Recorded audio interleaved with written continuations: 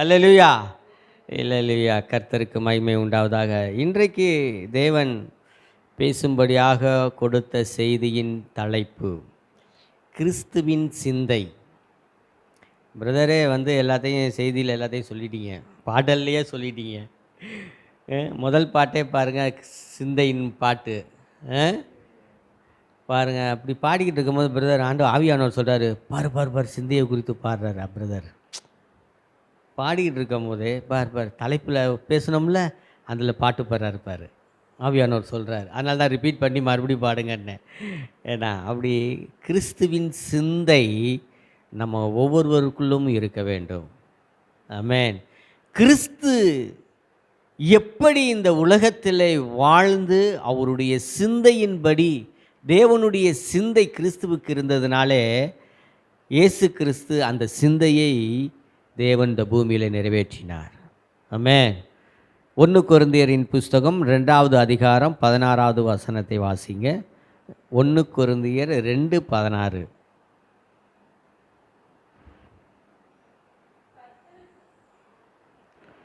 கொரிந்தியர் 2:16.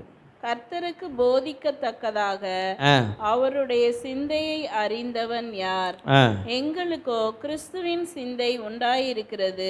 எங்களுக்கோ கிறிஸ்துவின் சிந்தை உண்டாயிருக்கிறது. கிறிஸ்துவின் சிந்தை நமக்கு உண்டாயிருக்க வேண்டும் என்றால் கிறிஸ்துவின் சிந்தையை நாம் அறிந்து கொள்ள வேண்டும். கிறிஸ்துவின் சிந்தை என்ன என்பதை நாம் புரிந்து கொண்டால்தான் அவர் நினைக்கும் காரியங்களை நாம் இந்த பூமியிலே நிறைவேற்ற முடியும். சரிங்களா? இயேசு பூமியில் அவர் வாழ்ந்த நாட்களிலே எத்தனையோ அற்புதமான காரியங்களை இந்த பூமியிலே நிறைவேற்றினார். மகத்தான மகிமையான காரியங்களை தேவன் இந்த பூமியிலே நிறைவேற்றினார். குஷ்டரோகிகளை சுஸ்தப்படுத்தினார், முடவரை நடக்க செய்தார், குருடரை பார்வையடைய செய்தார், பெரும்பாடுள்ள ஸ்திரீயை, அந்த ஸ்திரீக்கு சுகத்தை அந்த மகள் பெற்றுக்கொண்டால். இப்படி பலவிதமான அற்புதங்களை இயேசு கிறிஸ்து இந்த பூமியில் வாழ்ந்த நாட்களிலே செய்தார். சிந்தை நம்முடைய மூளையில் அது உருவாகி நம்முடைய இருதயத்திலே அதை நினைத்து சரீரம் மூலமாக நாம் அதை நிறைவேற்றுகிறோம். சரிங்களா? சிந்தை ரொம்ப மோசமானது, பயங்கரமானது. சரிங்களா? அதனால் நாம் அந்த சிந்தையை தேவனுக்கு நாம் பயன்படுத்த வேண்டும். தேவனுக்கு பயன்படுத்தும் பொழுது தான் நாம் தேவனுடைய ரகசியங்களை நாம் புரிந்து கொள்ள முடியும். பாருங்கள், இந்த நமக்கு 2 மூளை இருக்குது. நமக்கு எத்தனை மூளை இருக்குது? மண்டையில் இருக்க மூளை மட்டும்தான் நமக்கு தெரியும். இன்னொரு மூளை தெரியுமா? தெரியாது. இன்னொரு மூளை வயிற்றுக்கும் அந்த இருதயத்துக்கும் மைய பகுதியில் ஒரு மூளை இருக்குது. இங்கே தான் பரிசுத்த ஆவியானவர் வாசம் பண்ணுவார். சரிங்களா? அதுக்கு பேர் கொயிலியான்னு பேர். அதுக்கு பேர் என்ன? கரெக்டாக பிரதர்? தெரியல, பார்த்ததில்ல, கேள்விப்பட்டதில்லை. இந்த மைய பகுதியில் தான் இந்த மூளை இருக்குது. இங்கே தான் பரிசுத்த ஆவியானவர் வாசம் பண்ணுகிற இடம். சரிங்களா? இந்த மூளை உலகத்தின் காரியங்களை அறிந்து கொள்வதற்கும் புரிந்து கொள்வதற்கும், நம்மை உலகத்தின் அறிவை வளர்த்து கொள்வதற்கும் இந்த மூளை பயன்படுகிறது. சரிங்களா? இங்கே தான் பரிசுத்த ஆவியானவர் வாசம் பண்ணுகிற இடம். இந்த இடத்துல தான் தேவனுக்கும் நமக்கும் உள்ள உறவை வளர்த்து கொள்கிறது. தெரியுங்களா? இந்த இடத்துல பரிசுத்த ஆவியானவர் வாசம் பண்ணுகிற இடம். யோவான் எழுதின புஸ்தகம் 6வது அதிகாரம் 32லேருந்து 2-3 வசனங்களை நம்ம வாசிக்கும் பொழுது, இயேசு கிறிஸ்து பிதாவின் இடத்துல பேசுகிற நமக்காக என்ன சொல்லுகிறார் என்பதை இந்த அதிகாரத்திலே நம்ம பார்க்கலாம். வாசிங்க. இயேசு அவர்களை நோக்கி, வானத்திலிருந்து வந்த அப்பத்தை மோசே உங்களுக்கு கொடுக்கவில்லை, என் பிதாவோ வானத்திலிருந்து வந்த மெய்யான அப்பத்தை உங்களுக்கு கொடுக்கிறார் என்று மெய்யாகவே மெய்யாகவே உங்களுக்கு சொல்லுகிறேன். யோவான் 6:38. என் சித்தத்தின்படி அல்ல, என்னை அனுப்பினவருடைய சித்தத்தின்படி செய்யவே. என்னுடைய சித்தத்தின்படி அல்ல. அங்கே இயேசு கிறிஸ்து என்ன சொல்கிறாரு? என்னுடைய சித்தத்தின்படி அல்ல, என்னை அனுப்பினவருடைய சித்தத்தை செய்யவே நான் வானத்திலிருந்து இறங்கி வந்தேன். நான் வானத்திலிருந்து இறங்கி வந்தேன். இயேசு கிறிஸ்து வானத்திலிருந்து இறங்கி வந்த ஜீவ அப்பமாய் இருக்கிறார். ஆமென். நமக்கு ஜீவனை கொடுக்கிற ஜீவ அப்பமாய் இருக்கிறார். வாசிங்க. அவர் எனக்கு தந்தவைகளில் அவர் எனக்கு தந்தவைகளில் ஒன்றையும் நான் இழந்து போகாமல் கடைசி நாளில் அவைகளை எழுப்புவதே என்னை அனுப்பின பிதாவின் சித்தமாய் இருக்கிறது. பாருங்க, ஒருத்தரையும் நம்ம இழந்து போகாதபடிக்கு தேவன் பாதுகாக்கிறார். ஆமென், ஆமென். எல்லாம் முழிச்சிருக்கீங்களா? தேவன் இயேசு கிறிஸ்து நம்மளை இழந்து போகாதபடிக்கு அவர் ஜாக்கிரதையாக நம்மை பாதுகாக்கிறார். அவருடைய பிதாவினுடைய சித்தத்தை செய்வதே இயேசு கிறிஸ்துவினுடைய சிந்தையாக இருந்தது. அந்த சிந்தை தான் உங்களுக்கும் எனக்கும் இருக்கணும். சரிங்களா? வாசிங்க.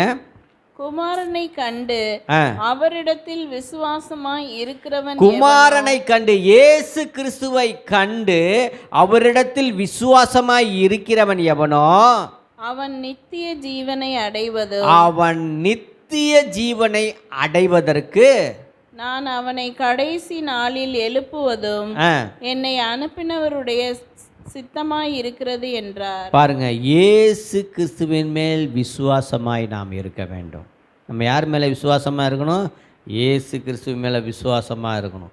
நமக்கு நித்திய ஜீவனை கொடுக்கிறார். அதுதான் பரிபூர்ண ஆசீர்வாதம். நான் உங்களுக்கு இந்த பூமியில் எதுக்கு இயேசு கிறிஸ்து வந்தார்? ஜீவன் உண்டாயிருக்கவும் அந்த ஜீவன் பரிபூரணப்படவே வந்தேன்னு சொல்கிறார். இப்போ பரிபூரணம் என்றால் நாம் பரலோகத்தில் போய் சேர்ற வரையிலும் சேர்ந்தால் தான் பரிபூரணம் அடைய முடியும். சரிங்களா? அப்போ பரிபூரணம் அடைவது நமக்கு நித்தியமாக பரலோகத்தில் இருந்து அவரோடு கூட நம்ம ஆட்சி செய்யும் பொழுது தான் நம்முடைய ஜீவன் பரிபூரணம் அடைகிறது. இதுதான் கிறிஸ்துவின் சிந்தையாக இருந்தது. நம்மளை அப்படியே ரட்சிக்கப்பட்டுட்டு அப்படியே விட்டுட்டு போகிறது கிடையாது. நம்மளை பரலோகத்தில் கொண்டு போய் சேர்க்கிற வரையிலும் தேவன் நம்மோடு கூட இருந்து நம்மை வழி நடத்துகிறார். பரிசுத்த ஆவியானவர் நம்மை வழி நடத்துகிறார். நம்மை வாழ்க்கை சக்கரத்தில் பரிசுத்த ஆவியானவர் வாழ்க்கை சக்கரத்தின் அச்சாரமாக இருக்கிறார். அந்த வீல் கலந்து ஓடிடாது. பரிசுத்த ஆவியானவரோடு இணைந்து நாம் என்ன செய்ய வேண்டும். வாசிங்க. வாசி முடிச்சிட்டிங்களா? அடுத்தது 40வது வசனம். குமாரனை கண்டு அவரிடத்தில் விசுவாசமாய் இருக்கிறவன் எவனோ அவன் நித்திய ஜீவனை அடைவதும் நான் அவனை கடைசி நாளில் எழுப்புவதும் என்னை அனுப்பினவருடைய சித்தமாய் இருக்கிறது. ஆமென். யோவான் 17:21 வாசிங்க.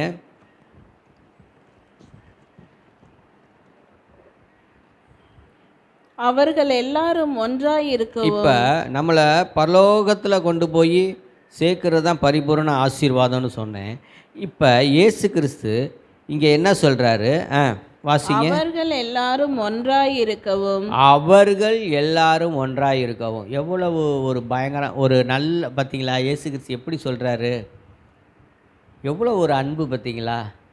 அவர்கள் எல்லாரும் அவரோட கூட ஒன்றாய் இருக்கும்படிக்கு நம்மளை பிரிச்சியே இயேசு கிறிஸ்து பார்க்குறது கிடையாது. இன்றைக்கி நம்ம அப்படி தான் இருக்கணும்.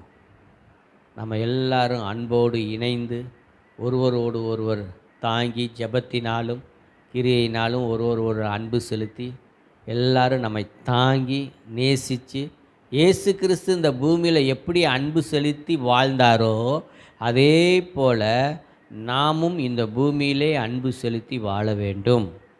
சரியா? வாசிங்க. பிதாவே நீர் என்னை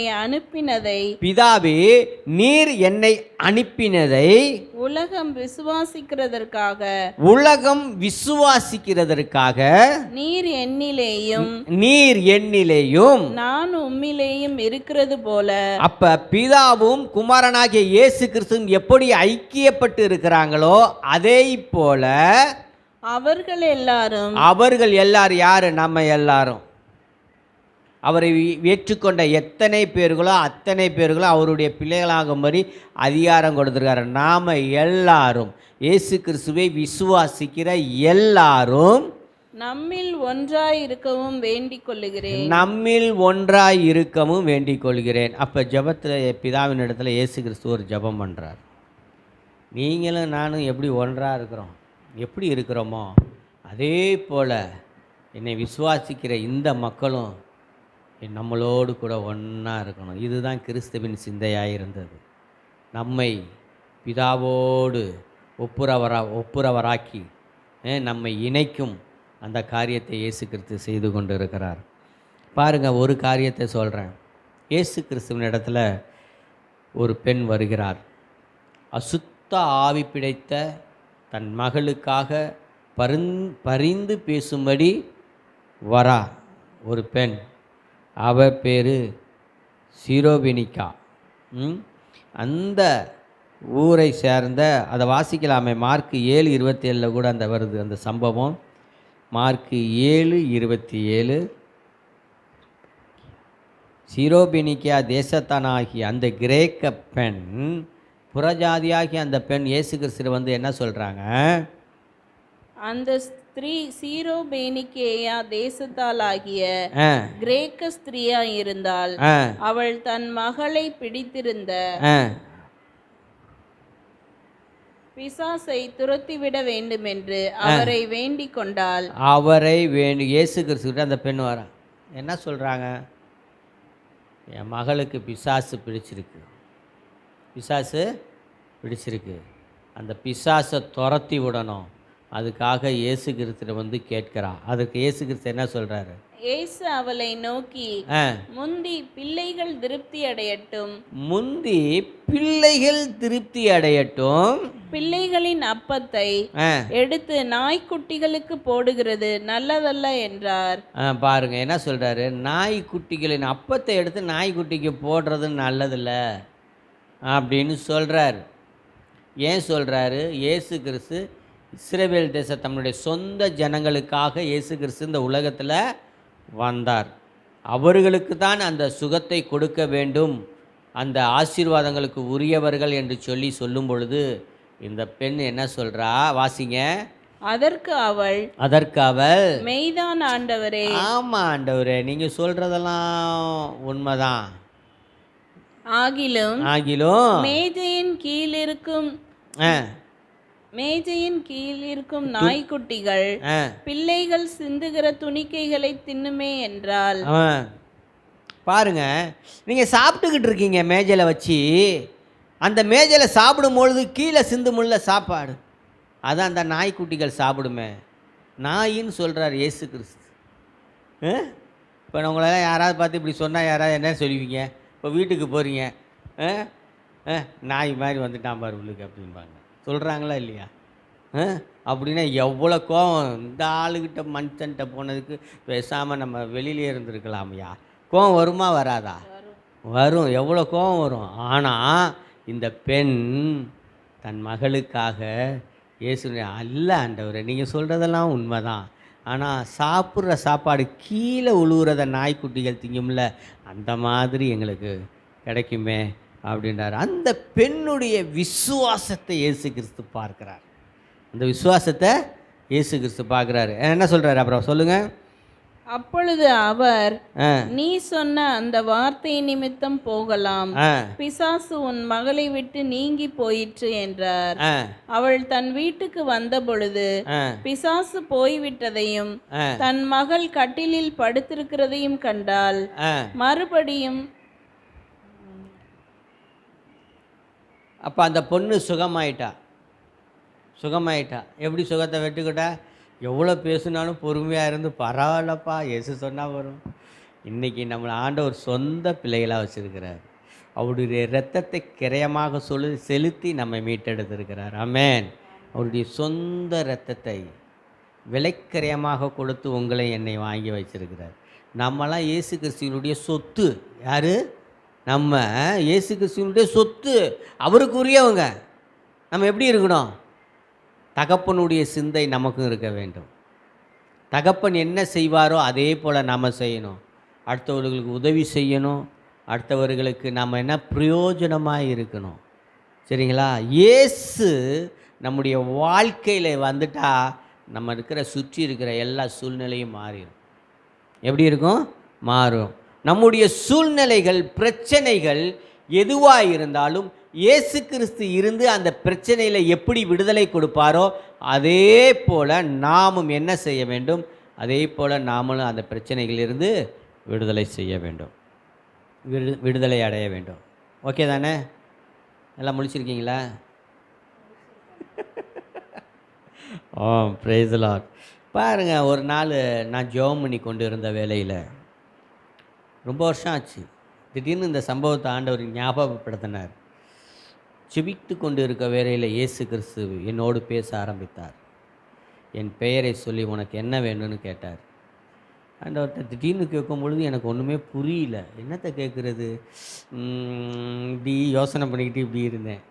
அப்போ ஆண்டவர்கிட்ட நாங்கள் எப்படின்னா, ஆண்டவர் தனியாக ரூமில் நான் ஆண்டவர்கிட்ட பேசிக்கிட்டு இருப்போம். வேத வசனங்களை இப்படி பேசிக்கிட்டு இருக்கும்போது, இப்போ ஆண்டவரை நான் ஒரு கதை சொல்கிறேன் கேட்குறீங்களான்னு கேட்டேன். அப்போ நான் ஒரு கதை ஒன்று ஆண்டவர்கிட்ட நானும் இப்படி பேசிக்கிட்டு இருக்கும்போது சொல்லிக்கிட்டு இருந்தேன். என்ன வேணும்னு கேட்டதுக்கப்புறம் நான் பேசுகிறேன். அப்போ ஆண்டவரே, ஒரு கதை. ஒரு ராஜா இருந்தார். அந்த ராஜாவுக்கு பிறந்த நாள். அந்த ராஜாவுக்கு பிறந்த நாள். ஒரு ராஜா அறிக்கை விடுறார். என்ன தெரியுங்களா? என் பிறந்த நாளுக்கு யார் சிறப்பாக பாட்டு எழுதி வந்து என் பாடுகிறார்களோ அவர்களுக்கு கேட்கும் பொருட்களை என்ன கேட்டாலும் அவர்கள் ஆசையை நான் நிறைவேற்றி தருவேன் அப்படின்னு சொல்கிறார். அப்படின்னு ஒரு அறிக்கை விடுறார். அப்போ அங்கே இருக்கிற பார்த்த புலவர்கள் நிறையா பேர் என்ன செஞ்சாங்களாம்? பாட்டு எழுதிட்டு வந்து பாடினாங்களாம். எல்லாம் நல்லா சிறப்பாக இருந்துச்சு. அப்போ ஒரு புலவன் அரண்மனையிலேருந்து ரொம்ப தூரம், அவன் வெளியில் இருக்கிறான், என்ன ஊருக்கு எல்லையில் வெளியில் இருக்கிறான். அந்த ஒரு புலவன் வந்து பாட்டு எழுதி வந்து ராஜாக்கிட்ட பாடுறான். பாட்டு பாடுனா அந்த பாட்டு வந்து அவ்வளோ அழகாக இருந்துச்சான், ராஜாவுக்கு பிடிச்சிருச்சான். அப்போ அந்த ராஜா சொல்கிறாராம், உனக்கு என்ன வேணும் அப்படின்னு. இப்போ அந்த ராஜா கேட்கும்பொழுது அந்த புலவர் சொல்கிறாராம், என்ன கவனமாக கேட்குறீங்களா? புலவர் சொல்கிறாராம், என் வீட்டுக்கு வந்து ஒரு வேளை சாப்பாடு சாப்பிட்ணும் ஆண்டவரே. ராஜாக்கிட்ட என் வீட்டுக்கு வந்து ஒரு வேளை சாப்பாடு, நான் சாப்பிட்ற சாப்பாடை நீங்கள் சாப்பிடணும் அப்படின்னு அந்த புலவன் சொல்லும்போது, சரி இதான் உன் ஆசையா, சரி வரேன் அப்படின்ட்டு தன் மந்திரிகள்கிட்டலாம் கூப்பிட்டு அந்த ராஜா சொல்கிறாராம், அந்த புலவர் வீட்டுக்கு போகணும் அப்படின்னு சொல்லி ஏற்பாடு பண்ணுங்கன்னு சொல்கிறாரு. கூட இருந்த மந்திரிகள்லாம் ராஜா போகணுன்னா சும்மா இருப்பாங்களா? போனால் அந்த புலவன் வீடு ஒத்தை அடி பாதையாம். எப்படியா? ஒத்தை அடி பாதையாம். அப்படி தான் இருக்குமா. இந்த ஒத்தையடி பாதையில் எப்படி தேர் போவோம்? ராஜா வரணும்னா அகலமாக இருக்கணுமே அப்படின்னு சொல்லி அப்படி தேர் போகிற அளவுக்கு அந்த புலவர் வீட்டு வரையிலும் என்ன செஞ்சாங்கன்னா தேர் போகிற அளவுக்கு ரோடு போட்டுடுறாங்க. போட்டப்போ ராஜா திரும்பி வரப்போ இருட்டாக இருக்குமே, அப்போ என்ன ஆகும்? இருட்டுக்கு வெளிச்சம் வைக்கணும்னு சொல்லி ரோடு ஃபுல்லாக அந்த தீப்பந்தத்தை கொளுத்தி வைக்கிறாங்க. இதெல்லாம் நான் சொல்லிக்கிட்டு இருந்த கதை. சரியா?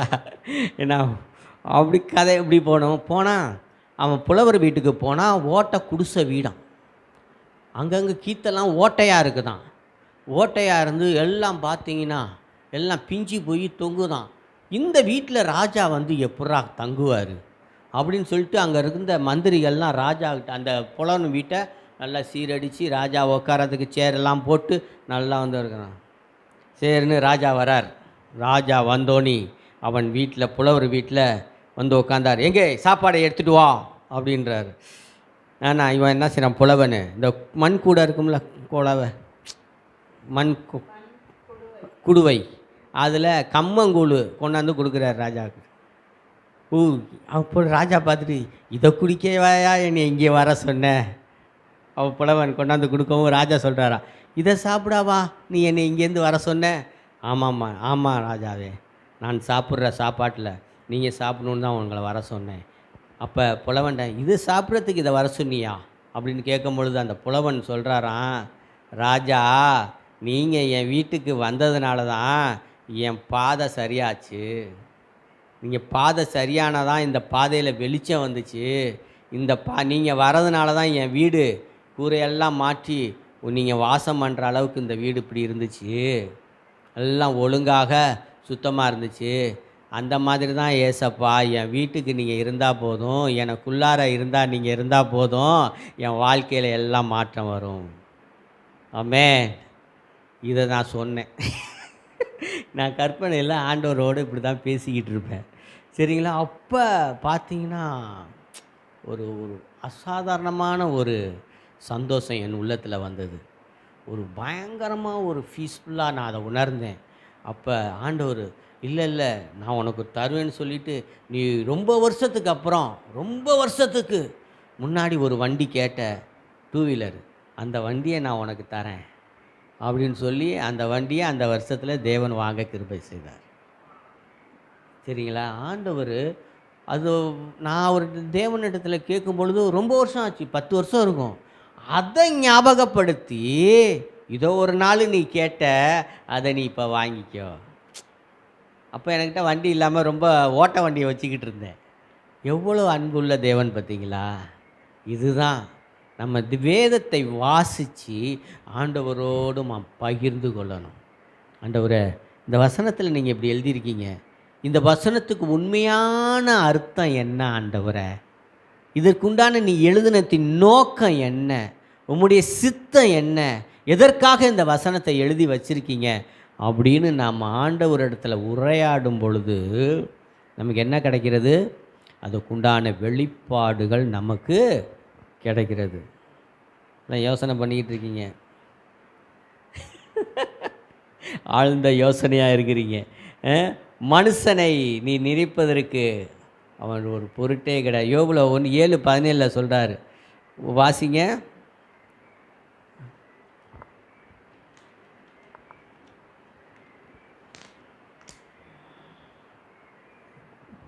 மனுஷனை நீர் ஒரு பொருட்டாக எண்ணுகிறதற்கும் அவன் மேல் சிந்தை வைக்கிறதற்கும் காலைதோறும் அவனை விசாரிக்கிறதற்கும் நிமிஷந்தோறும் அவனை சோதிக்கிறதற்கும் அவன் எம்மாத்திரம்.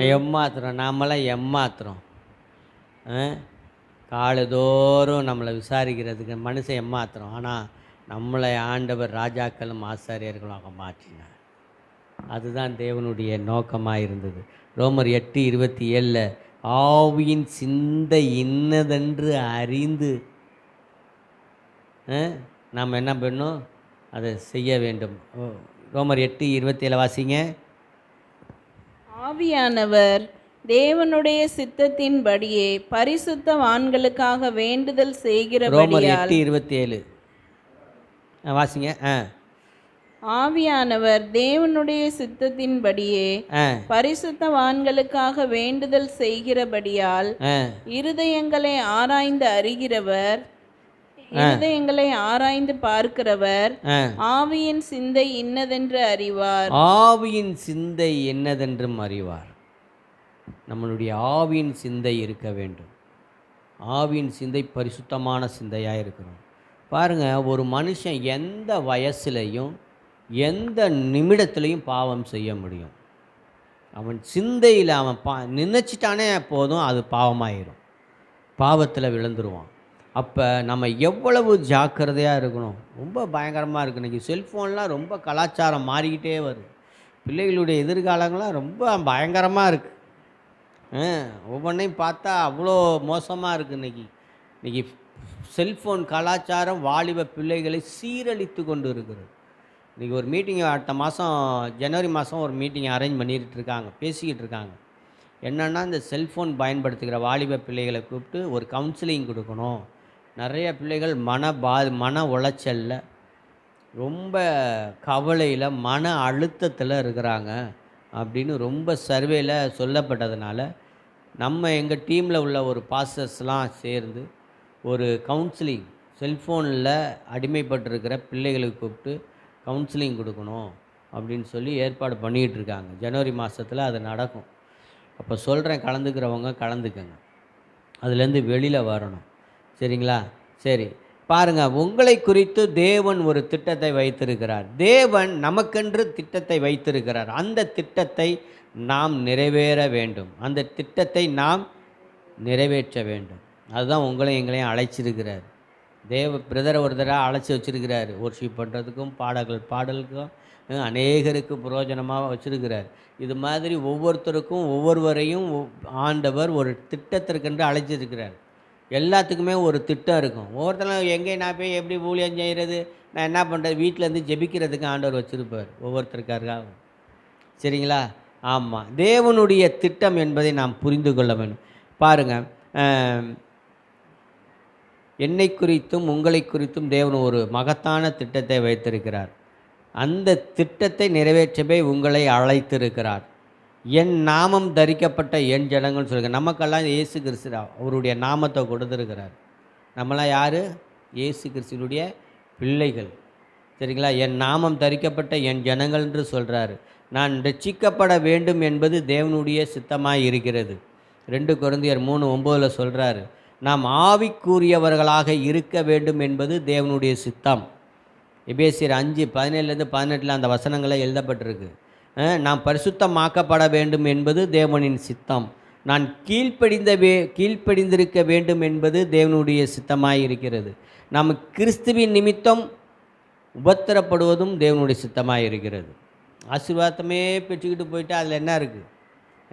கிறிஸ்துவின் நிமித்தம் இந்த பூமியில் நம்ம பாடுகள் படவும் அவருடைய சித்தமாக இருக்கிறது. நாம் நன்றி உள்ளவர்களாக இருக்க வேண்டும் என்பது தேவனுடைய திட்டமாக இருக்கிறது, அவருடைய சித்தமாக இருக்கிறது. சரியா? நம்ம நன்றி உள்ளவர்களாக இருக்க வேண்டும்.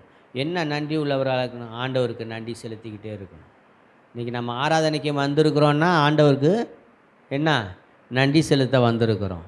அதுதான் தேவன் விரும்புகிற காரியம். சரிங்களா? 1 தெசலோனிக்கேயர் 1:12 கூட நம்ம வாசித்து முடிக்கலாம்.